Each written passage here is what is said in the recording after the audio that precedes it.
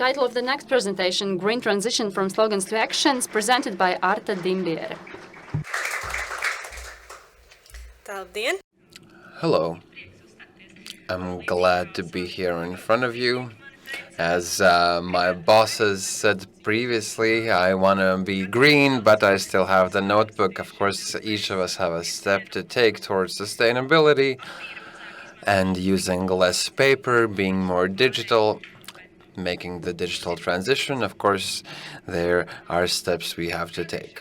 So, why such a name? Climate change, transition from fossil fuels to renewables is happening for a long time. We have to be brave, we have to be safe, we have to be green.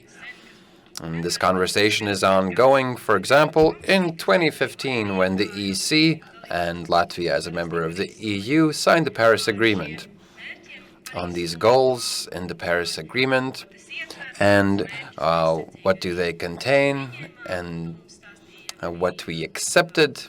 This was already talked about Kumi Kitamori in the morning part of outlining the idea of climate change and where are we headed.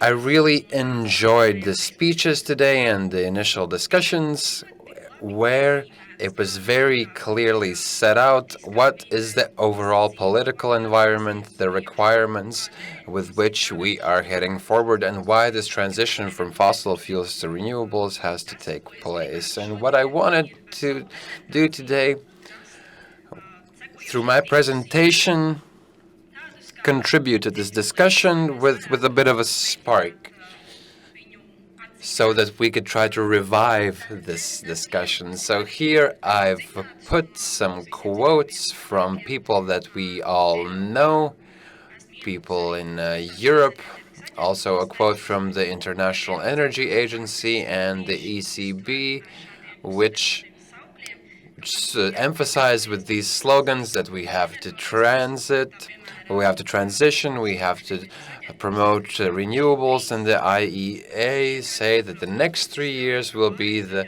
years that we will have the most rapid transition towards renewables. But as we've heard for a few years from the ECB, they're indicating that we have to invest now because it will be much cheaper than investing in the future. So this is the foundation for moving forward. So I took a look. How do we look on a global level? On the image, we can see that Latvia is quite confidently marching forwards in the energy transition because we are above the average level of energy transition from fossil fuels to renewables. So if the world, on average, is prepared to transition at a rate of 56%, we are at 63%. But we are in a sandwich between Estonia and Lithuania.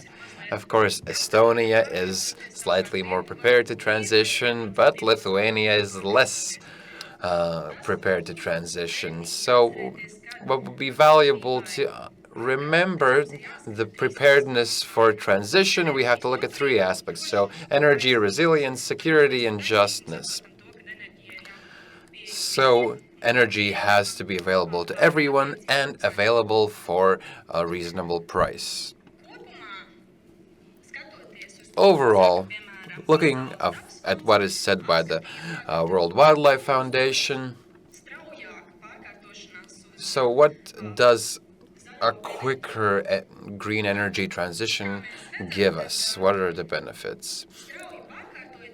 We can see if we rapidly decarbonize, there will be an increase, more than twofold increase in employment in energy. The transition will, if we have the transition, we know that some places of employment will disappear, but there will be new vacancies, and there will be less damage to infrastructure as well. I think someone else might explain this better, so I'll just leave you with this thought. And energy poverty will decrease. because energy can be sourced on a more local level, on a more resilient level, and perhaps even more environmentally friendly. And here I would like to add that there are benefits for health and the environment.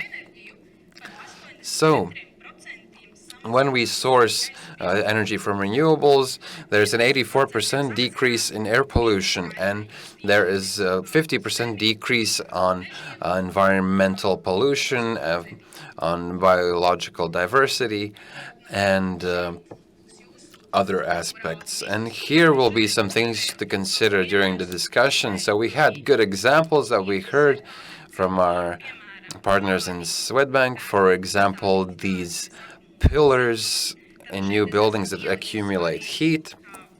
So here I have compiled new natural resource-based technologies or physics-based new technologies. But what I would like to remind you in the discussion as well, that we have to think of mixed energies, so heating energy, electric energy, and transport energy. So in my view, what we don't take advantage of enough is physics and chemistry.